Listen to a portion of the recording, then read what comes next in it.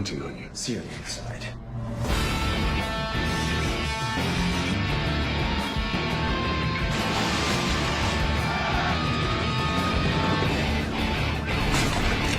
Freeze! Come on, man.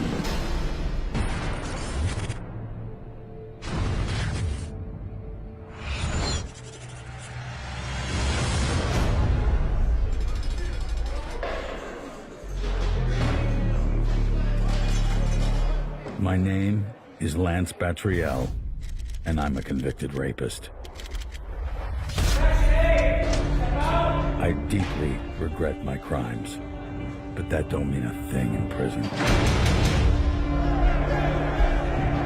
As a sex offender, you're a marked man to be punched, kicked,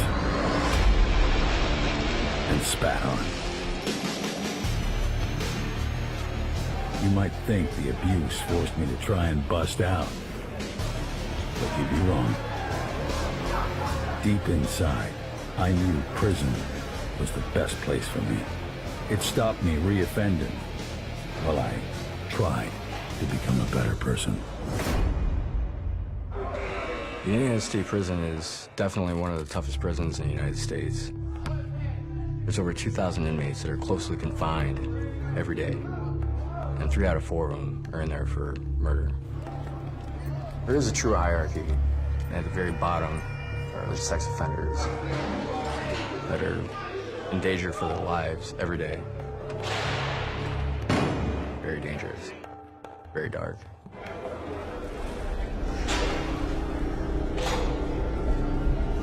One day, I was coming out of the commissary. A dude attacked, tried to rob me. I knew I had to fight back to prove I wasn't easy meat.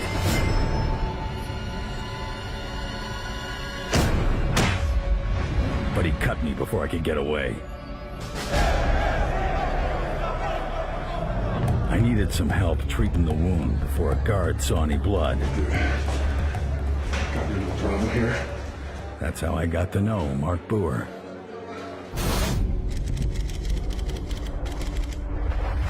Who cut you? It don't matter. Come on, sit. Mark was impressed. Not telling on the guy who attacked me. He saw that as worthy of respect. We became friends. Ended up sharing a cell together. One of our favorite pastimes was studying the prison breaks in TV shows. Did you take somebody down to get out of here? No way, man. It's not me. There's got to be a smarter way. I just need somebody to help me find it, man. But to me, escape was nothing more than a lot of what if. I got myself a job in maintenance. So did Mark. Hey, Lance. I want you to meet Charlie. Hey, Charlie. Hey, brother. Some of the guys were finally starting to accept me. It just wasn't in my heart to escape.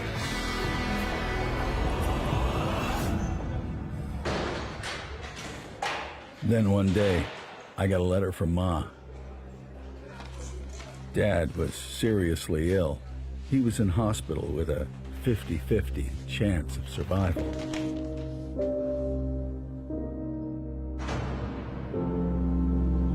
All I wanted was to visit him, ask for his forgiveness, and vow to him I'd be the son I should have been years ago. Yeah, I'm proud of you, son.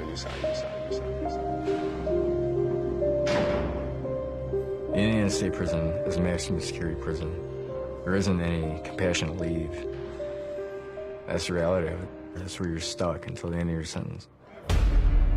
I realized if I was going to see my father before he died, I had to escape. That night, I told Mark I was ready to break out. For real. Listen, man. I'm leaving. I'm busting out of here. Okay. You with me? Yeah, man, I'm with you.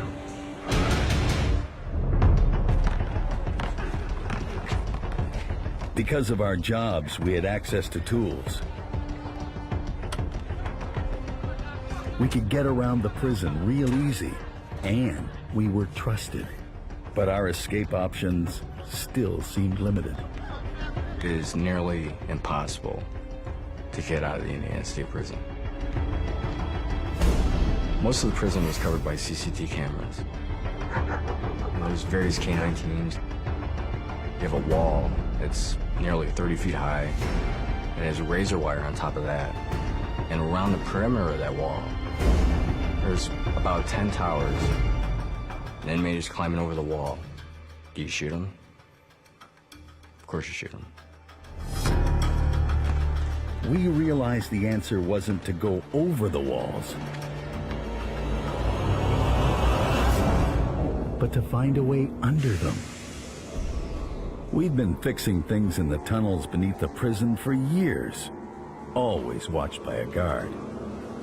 I was what they called a tunnel rat. We patrolled all the underground systems of the facility.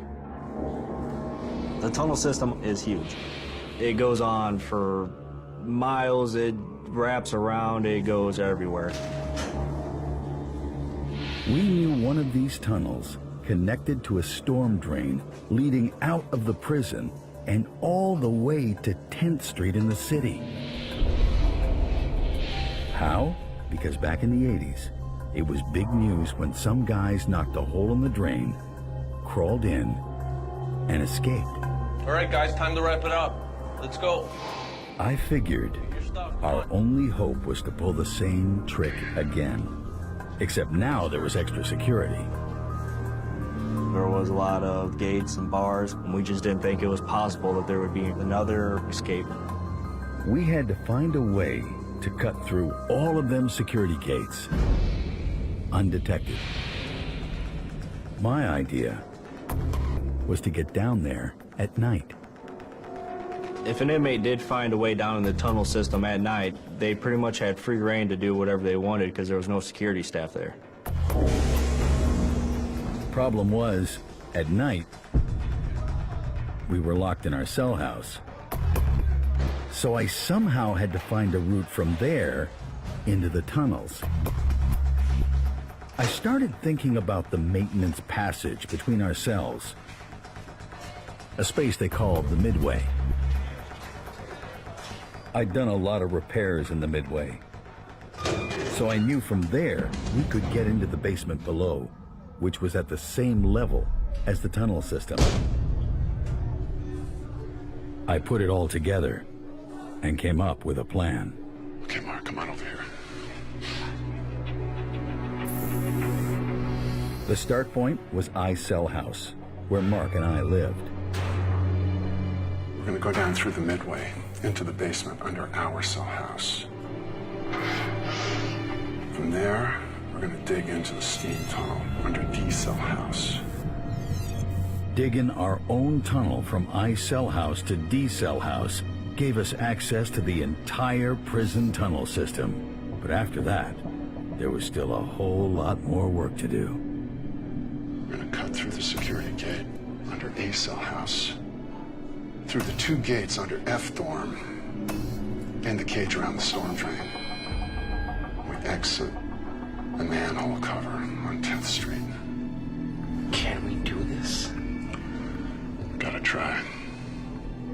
Suddenly, the idea of escaping wasn't just talk, it was real. But crawling nearly half a mile through a 2-foot wide storm drain would be hell on earth.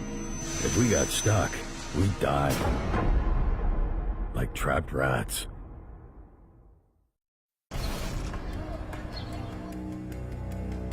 Mark and I had been talking about escaping under the prison walls for weeks. But to get into the tunnels from cell house, we needed access to the maintenance passage between our cells, known as the midway. From there, we could get into the basement below and dig our way into the tunnels. But only a supervisor could unlock the midway door. What we needed was his key. So I used glue from the workshop and baby powder from the commissary to make some silly putty. The success of our plan depended on a simple mix of 2 household ingredients.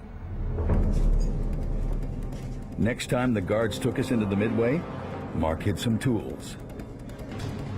Then called over to the supervisor. Hey, boss, come here for a second. You gotta see this. The midway was real tight. So from experience, I knew he would have to take off his utility belt before he walked over.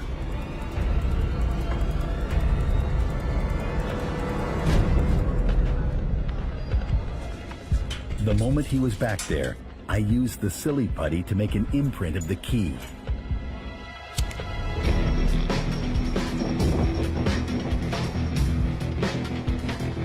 I used wax to create an outline on a piece of scrap from the metal shop. I sanded it into shape. It was risky work. It took 2 days.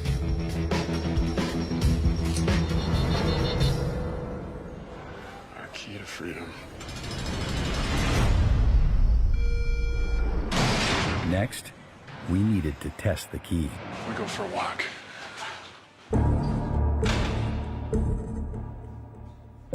The only problem was the guard's office. If he looked across, he could see the midway door. We needed a distraction. Hey, boss, how you doing, eh? That's why Mark brought Charlie in on the plan. How about that game last night? Charlie Smith could take any kind of story, turn that ass backwards, and make a joke out of it. Banged out, what, 15, 16? I think he was just natural. You know, I remember back in the day... Everything was going to plan, 16, but 9... except the key. Wow, we gotta be happy with that, don't you think? I remember that year. That was... It wouldn't go in. 9 in a row for this team, the way they're playing, I think is pretty good. I saw the guards start coming out the office. The way they're playing, I think is pretty good. Any second he'd see me. You know, I think 6 years ago, you know, the short guy with the mustache and the big gun, whatever his name is. Suddenly, the key was in, and the door opened. Charlie, what you doing, man? Let's go. I'll catch you later, boss, all right? Now we had a key. We could get into the basement, but facing us was a much bigger obstacle. To dig our way into the steam tunnel, we first had to smash through the basement's solid brick walls. We'd made us a homemade sledgehammer back at the workshop. I was worried they'd hear me busting the wall and call an emergency count. Nobody seemed to notice.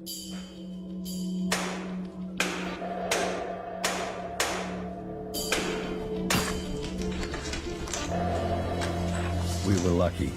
The ground turned out sandy and soft. But it was gonna be a long, hard job. The routine went like this. We were all present for the 7 p.m. count.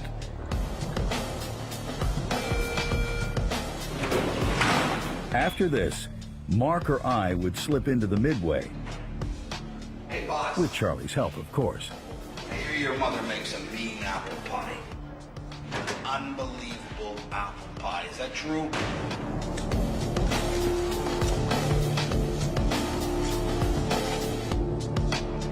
At the 9 p.m. count, we were locked in our cells for the night.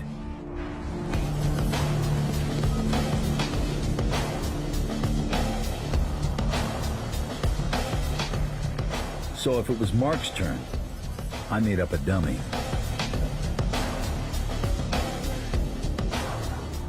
And tried to act normal. During a count, you're supposed to be 100% certain that that inmate is in fact in his cell. But it's fairly easy to get complacent. You see same inmates from the same cells every day.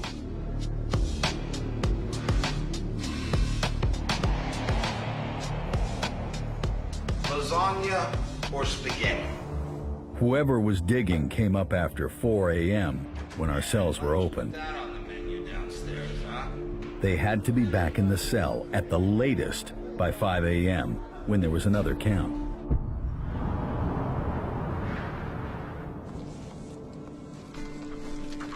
After a week of digging, we'd reached the wall of the steam tunnel. On the other side of these bricks was a route to the storm drain. The following night, Mark went down to bust through. It was awesome. We were about to complete stage 1 of the escape. Emergency lockdown! Emergency! He'd been gone about 20 minutes when my worst fear became reality. I just about had a heart attack.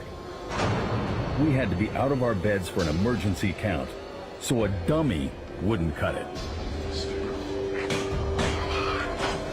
I was thinking, maybe they've heard Mark smashing the wall. We're busted. The guards were 2 doors away, and Mark was still in the basement. There was only one thing I could think to do. I hung up the sheet we'd sit behind while we were on the John.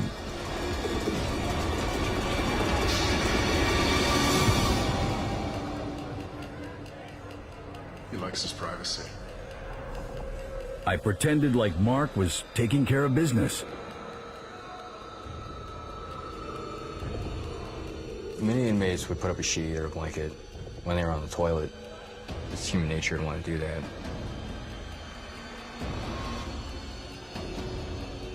Technically, it was against regulations.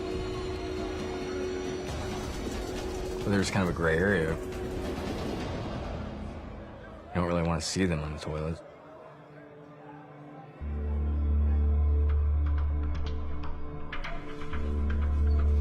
I couldn't believe it when the guards checked us off. It turns out the whole thing was just a drill. That night, Mark broke into the steam tunnel.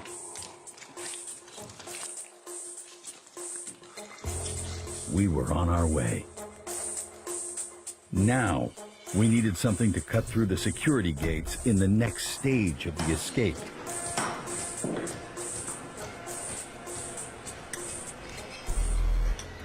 I came up with an idea. Remove the pump from a faulty tray warmer. Then, attach a cutting wheel to its shaft. And hey, it worked real good. We cut through the gates over the next few nights.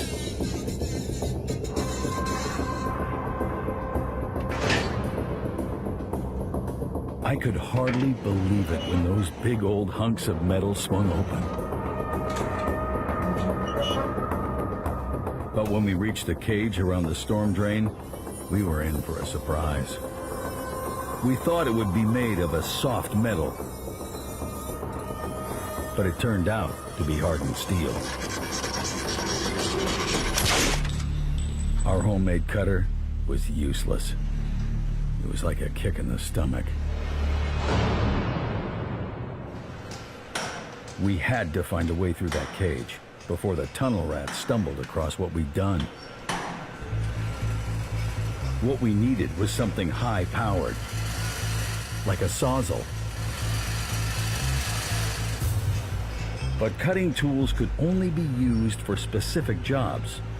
They were checked out and monitored closely by a supervisor. Hey, boss, can I get a sawzall to fix some of the lights? So I pretended I needed a sawzall for a job at a cell A lot of house. heavy cutting to do. Okay. But really, I was going to smuggle it into the tunnels. Tool control is incredibly important. You give an inmate the right tool, it doesn't matter how strong your prison is, you can get out. I hid the sawzall in a bag with some fan parts before we headed underground to do some repairs. I was feeling real nervous because we still had to clear a checkpoint. If the guards found the sawzall, they'd ask questions. Then our supervisor would see it, and we were in trouble. The sweat was just running down my back. For a split second, I thought he was done. Then he started feeling the Sawzall bag. When he picked it up, I thought it was over. Hey, John. You, Then Charlie stepped in. Huh? Wasn't that something third down? Was that not the most unbelievable play? You see that beautiful spiral? All right, yeah. No, John, come on. It was beautiful. No. They didn't ask nothing. I could breathe again.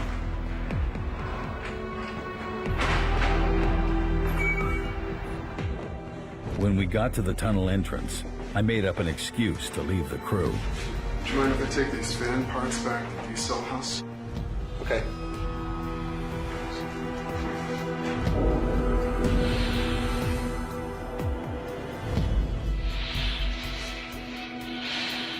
I waited for them to disappear before making my move.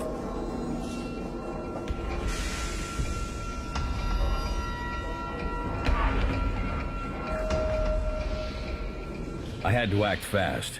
I needed to be back in time for the 2 p.m. count, and being down there on my own would be impossible to explain. When I got to the storm drain, I kept thinking, we're almost there.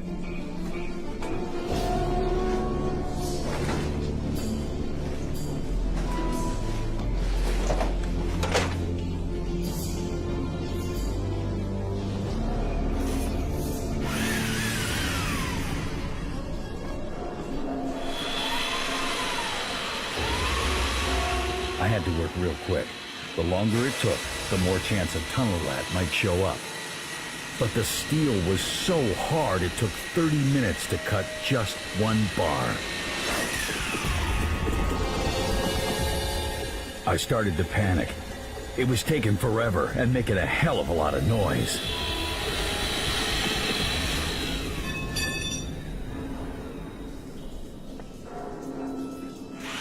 But I just had to risk it. I'd never get another Sawzall to the storm drain.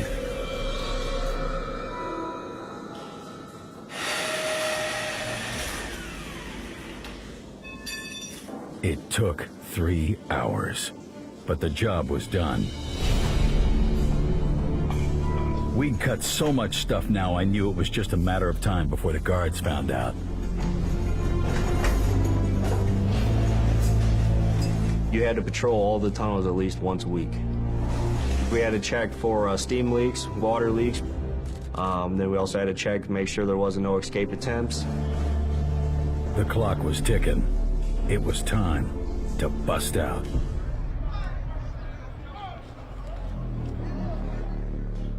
We thought it would take about 6 hours to get through the storm drain, but we didn't know what we'd find down there. If there were delays, it would be crazy for all three of us to be missing from our cells. Call it, bro. Somebody had to go first. Mark and I flipped a coin. Tails. Heads, man. You want to go first?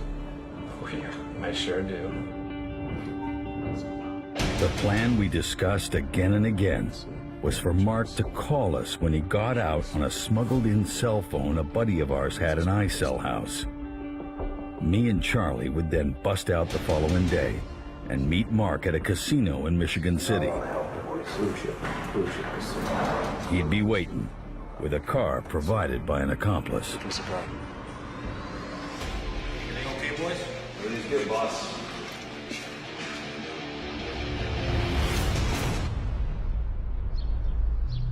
Hey, boss, how you doing? Mark was ready to go after the 12 o'clock count. Starsky and Hutch or Kojak? I mean, a lot of the guys... Maybe it was nerves, but he seemed a little cold. Good luck. Counting on you. See you on the other side.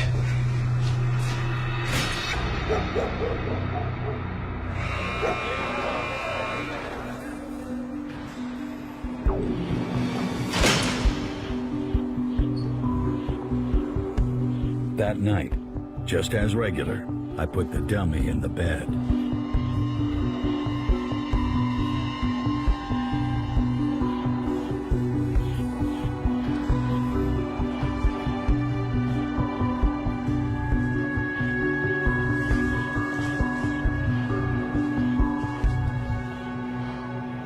I was thinking, there must be something we've overlooked.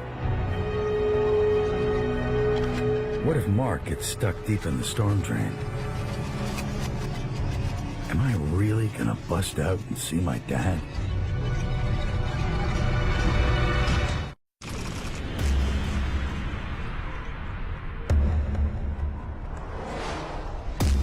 I was ready to bust out, but I couldn't make my move until I knew Mark had got through the storm drain and reached freedom. All day Saturday, there was no call from Mark. I was getting nervous. Then, in the evening, Charles arrived with news. Called. He's out, man. He's out. Just called Wolf upstairs 5 minutes ago, man. You're going home, brother. You're going home.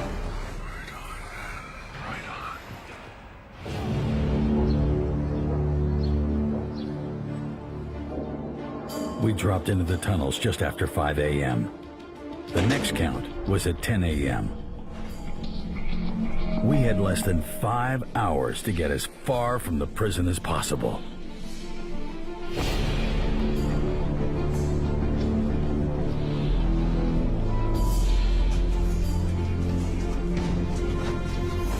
This way.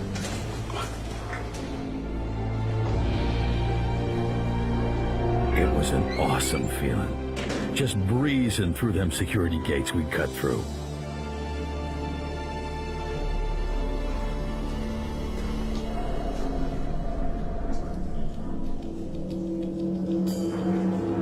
We crawled into the storm drain.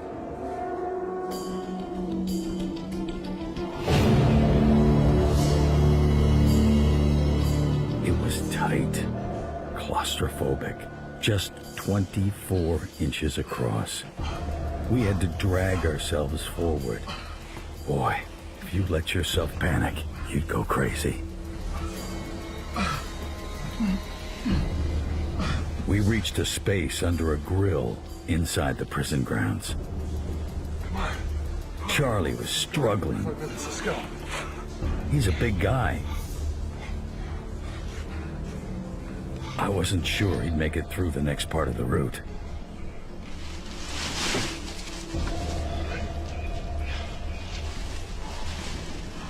We learned that up ahead, the storm drain dipped, a little like a U-bend in plumbing.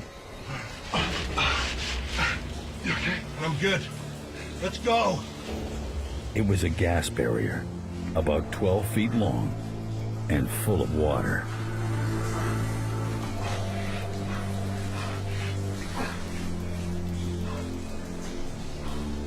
We'd have to swim through it.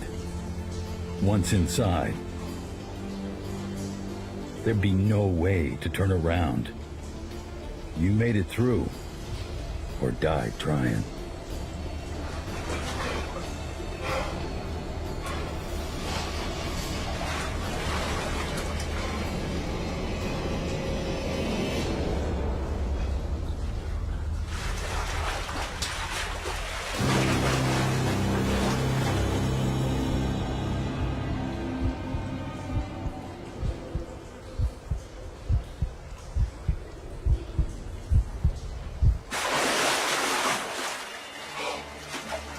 Suddenly, I was out. I couldn't believe it.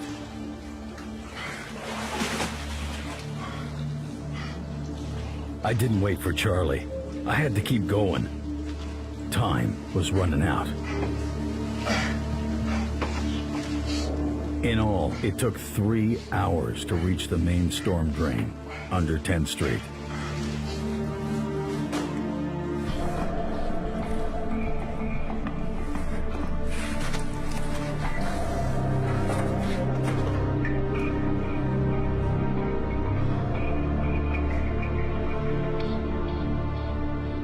That thing was 20 feet wide.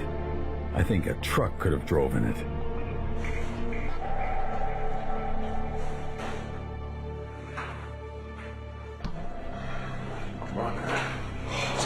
Let's go. I'd been waiting, hoping, and praying for this moment for months. Oh, man, that's beautiful. Let's go, man.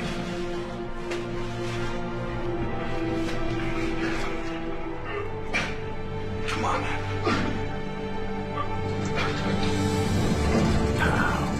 Suddenly, light. A world I hadn't seen for more than 10 years.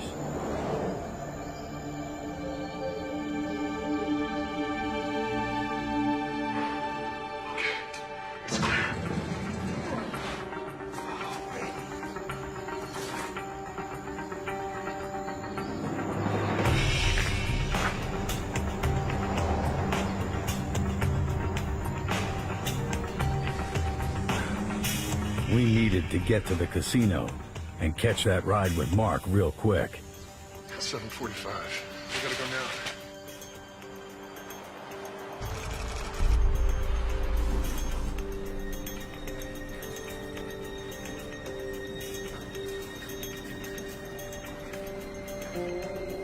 We walked into the blue chip.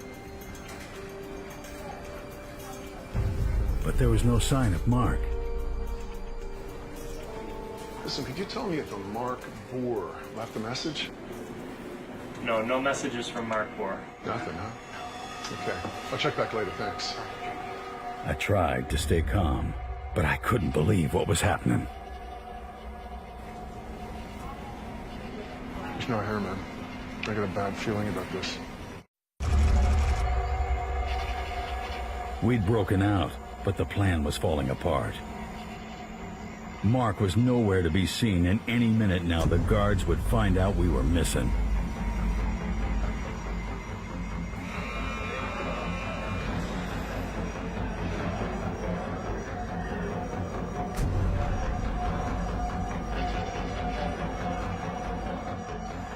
Okay, we can't stay here any longer.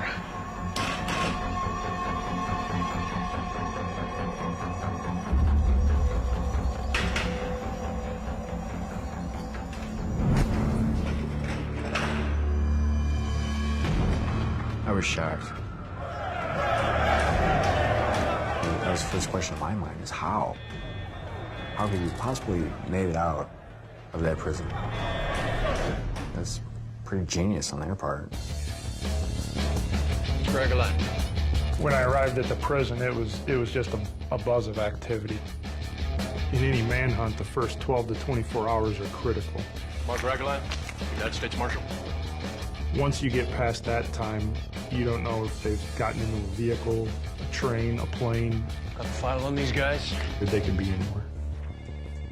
You think to yourself, my God, you've got 2 convicted murderers and a convicted rapist on the loose. You better not screw this up.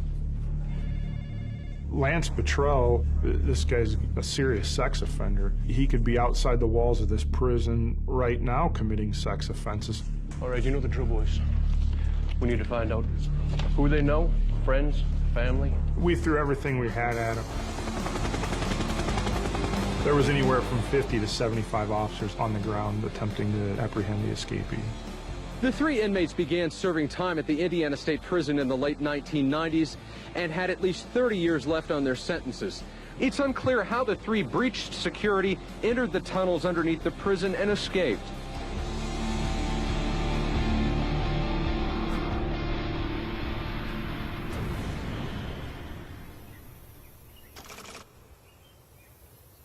We were exhausted after a night hiding from the cops in them woods. I kept thinking about Mark. Had he lied? Pills. It's heads, man. I put the pieces together and it started to dawn on me. First? Oh, yeah, I sure do. The guy I thought was my friend had used me and Charlie to get out of prison. See you inside. Then he'd abandoned us at the casino. The more I thought about it, his betrayal became clear. Hey. Come on, gotta get going.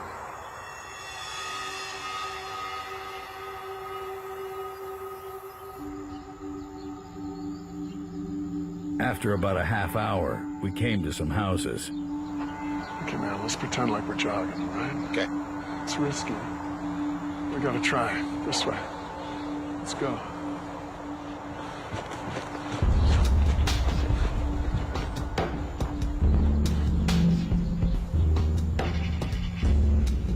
I could see an SUV parked on the road. Something about the guy sitting inside made me uneasy. I think it's a cop.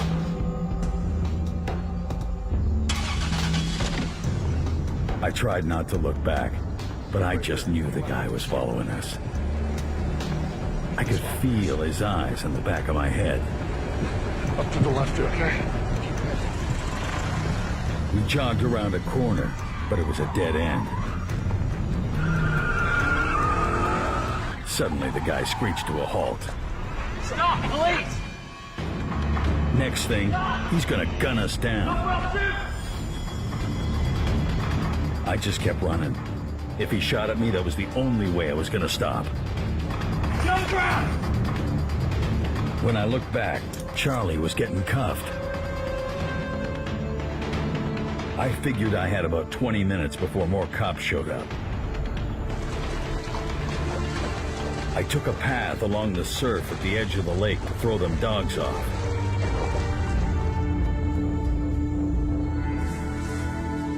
I came across this little scrap of woods and found a place for me to hide.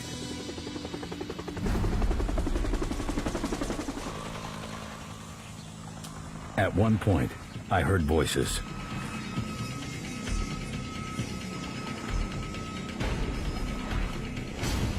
They were out searching for me.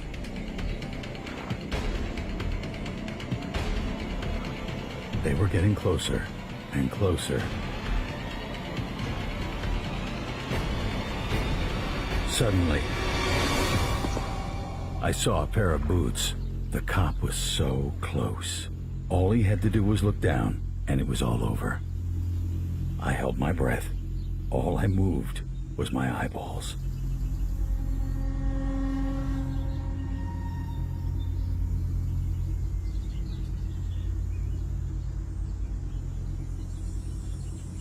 After what felt like forever, he turned and left.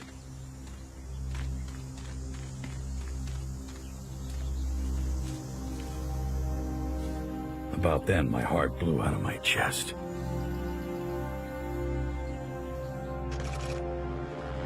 I'm urging all residents that if they see him, call police immediately, because we believe he is still in this area.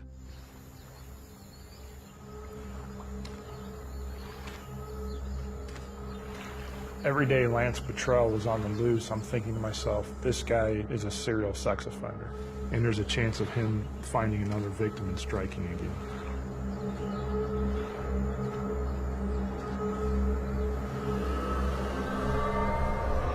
Two days, I hid in the woods by the shoreline. I was tired, hungry, dehydrated. My only desire was to see Dad. I decided to head for home.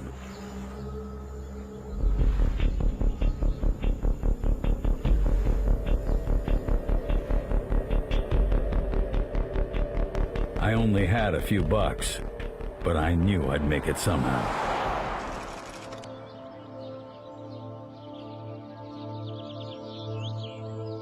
As I walked into my hometown, I was feeling pretty weird.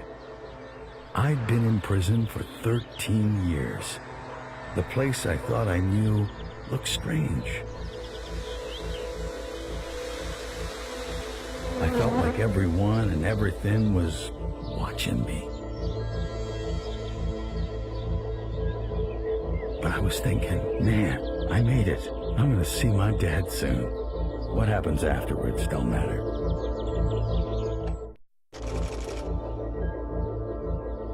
It had taken me 10 days to reach my hometown after busting out of prison to see my dad. I walked into a store I remembered from years past.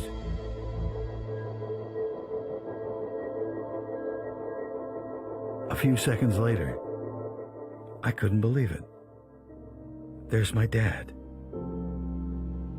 13 years had not made me forget what he looked like. I was just blown away.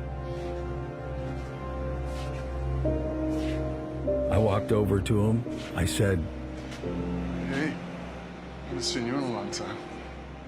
He took a long look. A light came on in his mind. Lance! He was so happy. How are you doing? Are you okay? I'm good. I'm good. I got someone for you to see. I was looking for a certain item, and Patrick called me. Jerry, look what I found. And I turned around, and he had this fellow with him. I didn't know who he was until he got close.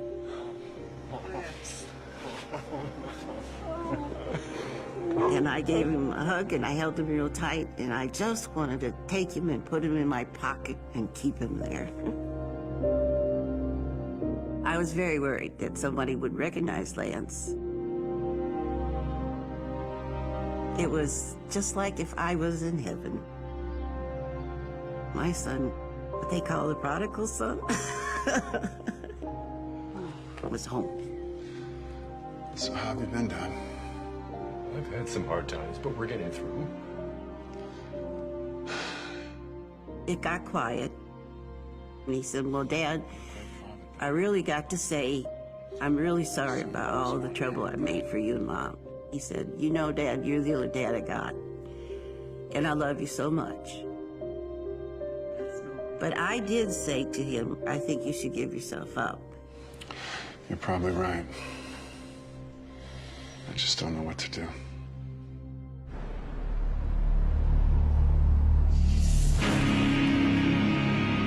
Everything in my head told me to leave home now. That's the first place U.S. Marshals go. At 11:40 at night, I received a phone call stating that Lance Betrayal was currently at his mother's residence in Rockport, Indiana. So why did I stay?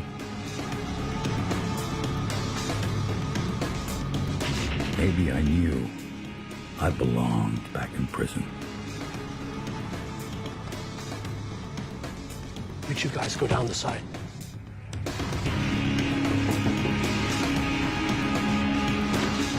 Mrs. Lynch, is he here? I explained to her that I was going to have to come in and check her house. He's asleep upstairs in the bedroom.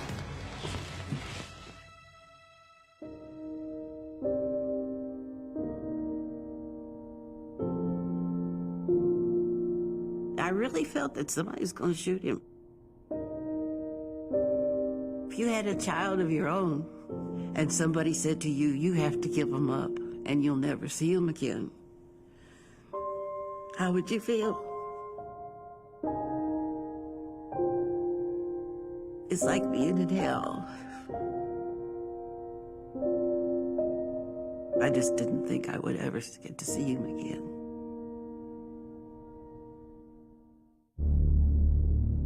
The next day, we got a tip that Mark Boer was staying in a hotel on the north side of Indianapolis. Freeze! Hands behind your head. Hands He looked behind extremely surprised to see that door come off the hinges. your head. On your feet. On your feet now. He didn't say a word the entire time. He never said one word. I had a sense of joy and relief come over me. This type of investigation could sometimes last weeks, months. This lasted 11 or 12 days, and we got all these guys back into custody.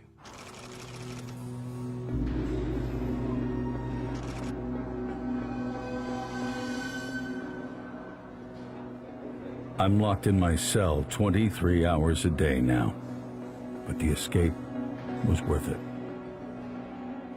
I got to see my father and tell him those things that meant everything in the world to me. He died 2 months later.